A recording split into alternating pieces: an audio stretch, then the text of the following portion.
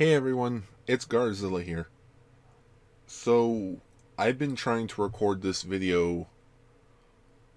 I want to say this is my third attempt now to record this.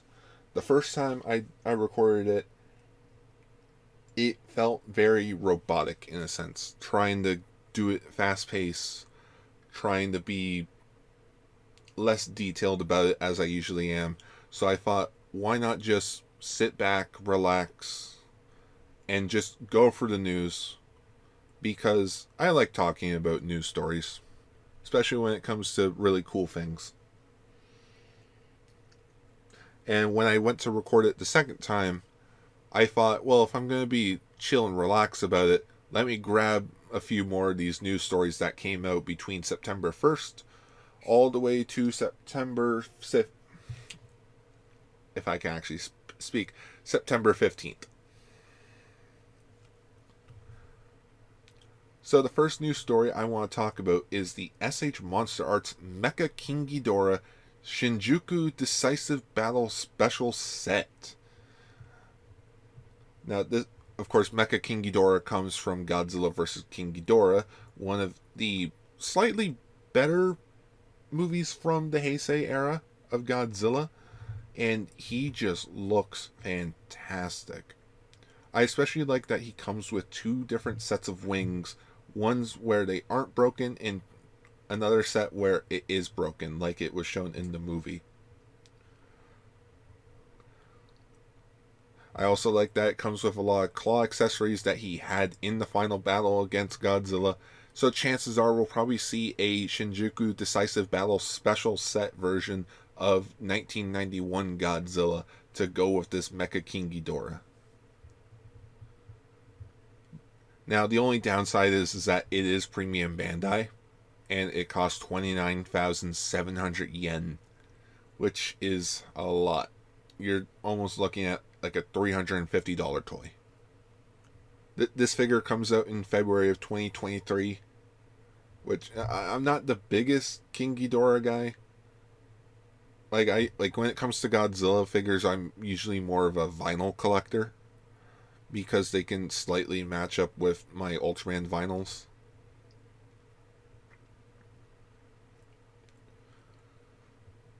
Moving on to some Ultraman figure arts that got announced earlier this month, we have the SH Figure Arts Special Airborne Armor 2 Wyndham. So yeah, Wyndham is getting a figure art, and I just kind of find it hilarious that they're not calling it like Wyndham from Ultra 7. No. The official title for the figure art is the Special Airborne Armor number 2, Wyndham. I guess that's just how much Ultraman Z became a huge popularity. Or who knows, maybe this might get a re-release with for Ultra 7's 55th anniversary coming up, and it won't include the things that Wyndham can do now, and maybe it'll come in like a slightly duller silver color to match the original suit. Me personally, I'd love for it to get like separate pieces for the antennas that stick out on its head to showcase like the broken ones that were not meant to be a thing in Ultra 7, but it happened anyways.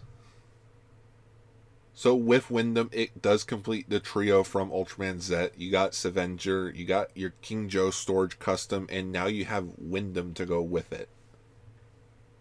And much like with the King Ghidorah, it is premium Bandai and will cost 8,800 yen. Which isn't too bad when you think about it. Especially with all the accessories it comes with. Because, like, it comes with the glowing hand that showed up in one scene of the show. That's dedication. The second figure art that they showcased was the Ultraman Trigger Glitter Trigger Eternity. I just personally just feel bad for Trigger Power type.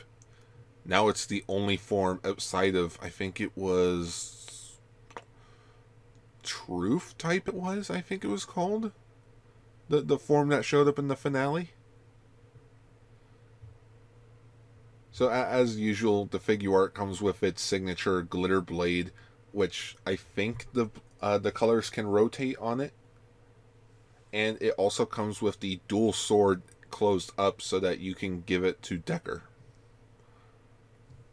This figure is going for 7,150 yen and will be coming out in January of next year.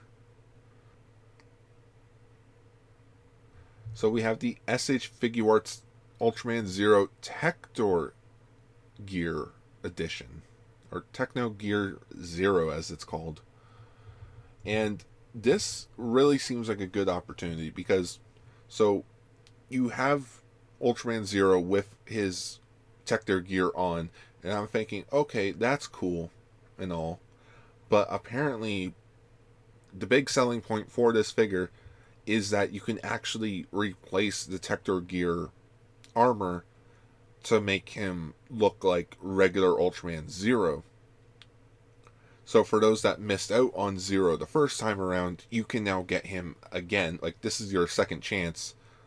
The only downside to it that I can see is that he doesn't have his Zero brace around his wrist, because this is based on Zero when he first showed up and when he was in the Darklops two-parter, because he got the Zero brace in his own solo movie. It was, yeah, the Revenge of Belial story. But I think the cutest, and this is adorable, which I hope they do it for Dinah as well, where Zero comes with a tiny little Pigmon figure. Well, not really a figure, but like it's a Pigmon accessory where it's to scale with him. So it doesn't even come up to his knee.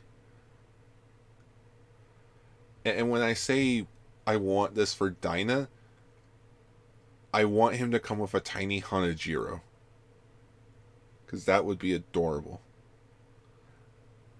This figure is going for 8,250 yen and will be coming out in February of next year. So over the summer, NHK asked people for their votes dedicated to Ultraman.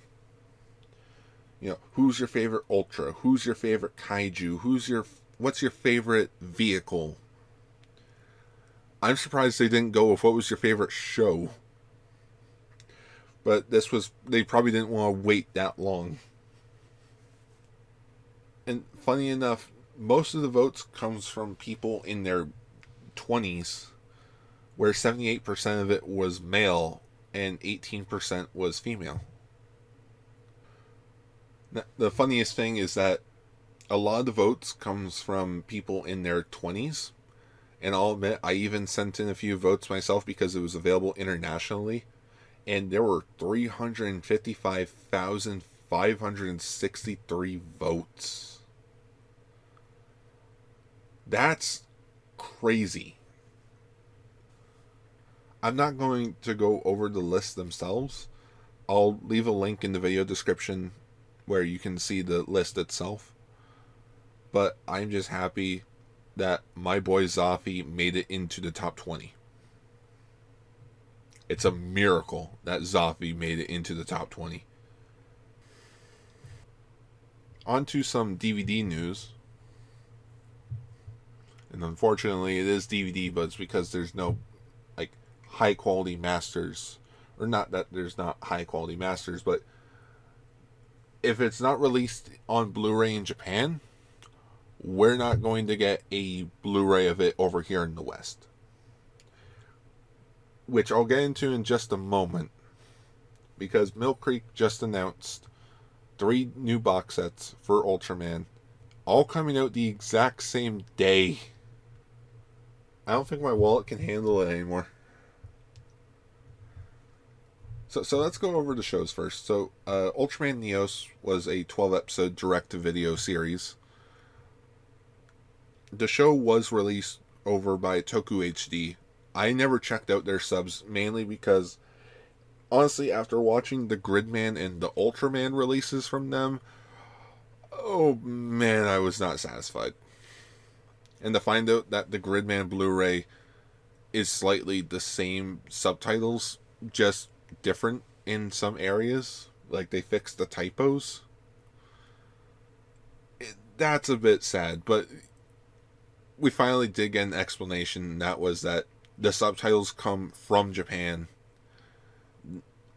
We couldn't do anything about it because they are what Subaraya officially has for subtitles. I just find it hilarious that Neos is $25.99 for a 12 episode series, and then you have Cosmos, which comes with everything of Cosmos. And you have to remember, Cosmos is the longest Ultraman show, being 65 episodes. So, of course, it's $50. It's twice the amount as what Neos is. And you know what? I can't blame them. That's a lot of Ultraman. Not even including the, three movies that Cosmos has as well. So 65 episodes and 3 movies for $50. That's American as well. So for Canadians, it would probably be like $70 before shipping. And then we have the cheapest set at $20, which is the Ultraman Zerf Duology. It's a bit weird that this is on DVD. Mainly because there is a Blu-ray of Zerf that exists. Like, high quality masters of Ultraman Zerf do exist. I'm more confused as to why it's just DVD. Maybe they couldn't get the rights to the Blu-ray release. Maybe it was a mistake and it will be available on Blu-ray as well. But I'm like, out of the 3 sets, it would probably go Cosmos, because I've been really wanting to watch Cosmos for years now. And the only way we could have watched it was Hong Kong bootleg subs. And I was like, no. Zerf, mainly because this is the first time Zerf has ever gotten a, like, I want to say a proper release internationally outside of the English dubs. And then lastly, Neos, because it's only a 12 episode miniseries. I mean, it probably is cool. Not like, I'm not saying that it's not cool, but like I don't know, it's just with Neos, it's sort of just on the back burner of, oh yeah, that show. I'll get to it eventually. I also do like on the Neos DVD set that it does include Ultra 721 on it. Speaking of things that my wallet is crying over, so I got the Ultra Replica Orb Ring, and then when I got it, I instantly knew they're going to do a Dark Orb Ring. I just know it. And they did. It got announced. It looks beautiful. They say it can fit in an adult hand. The adult hand still doesn't fit into the like where you rest your hand on the orb ring. I still have to move my pinky finger out of the way. I'm not sure if it's still tiny or if I just have large hands. They announced one card set, and now they're doing another card set that has like 32 cards in it, with 15 of them being original like cards to the set, and the others are like, they came with like the DX toys. Not the DX toys from Orb, but they came with the vinyls when Orb was airing, and they've also been updated to be more show accurate cards. Again, I'm not going to go over the list of all the cards, but one of them I do want to point out is that we are getting a Ultraman Decker card. I'm sort of curious how that's going to work, because the Orb Ring came out before Decker came out. With some of these new cards, you can make like new fusions. Like, for instance, we're getting a Dark Lugiel and a Emperor, Emperor from Mabius, where you can now do the fusions to make Belial Atrocitus? Atrocious? I think it's Atrocious.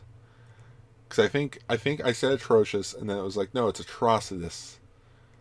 I'm like, I think it's a tomato thing where it can be either or.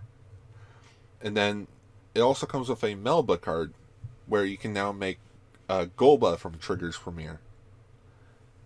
Now, I'm a bit surprised that the Dark Giants didn't get a card either. Or it must have been the first set, maybe? I'll have to check out what's in the other set. But either way, I'm sold on these because I really loved Orb. And to get like a huge stack of like premium cards for that series would be really good for like a fan film or something. Premium Bandai as well. A lot of these things seem to be premium Bandai. None of these have been retail except for the DVDs. And it'll be going for 8,250 yen. So it's gonna be like $100 after you get the card set. It comes out in March. Pre-orders end on October 5th.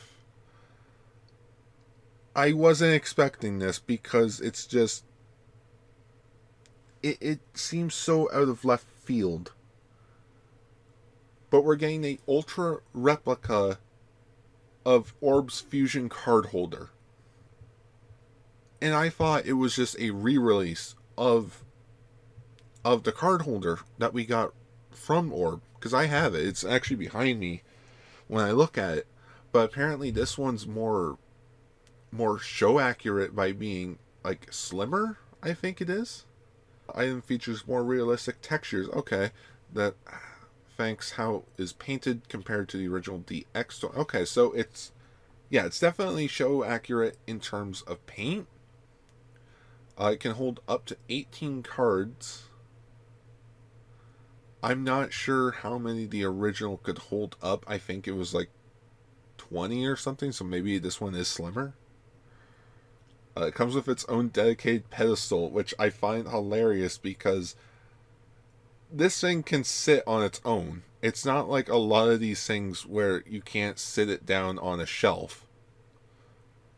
This thing can just sit nicely on your shelf without moving. This is also going for 3,630 yen. I don't remember how much I paid for mine. It's been like, oh, how long has it been? It's been like 6 years since Orb ended. And it's also coming out in March, and pre-orders for this will also end on October 5th. I'm conflicted on this. I sort of want to get it, but I already have it. It all depends if they do a ultra replica of the Orb Caliber. Because if they do the Orb Caliber, then I'll get this just to complete the set. So a lot of people have seen Shin Ultraman. Japan has seen it. Singapore has seen it. Austria's on it. The people that went to the Montreal International Film Festival have seen it. People in New York have seen it. Not Montreal. Montreal. No, I think it was like Quebec City. It was, yeah. No. It was somewhere in Canada that would have taken me a day to get to. Mainly because of just how far away it is from me. A lot of people kept saying Toronto, and I'm like, if it was in Toronto, I would have been there. But Shin Ultraman has been sold to the Exchange, which means we finally got a Western distributor for the movie. I've been waiting 3 years for this movie. We are so close.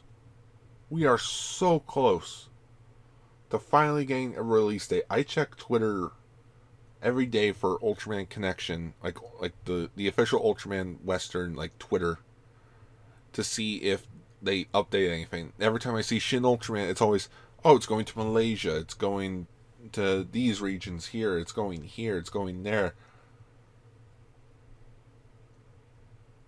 I'm just worried that before I get to see it, I accidentally get spoiled for the movie, which I hope is not the thing. I just want to see this movie so bad.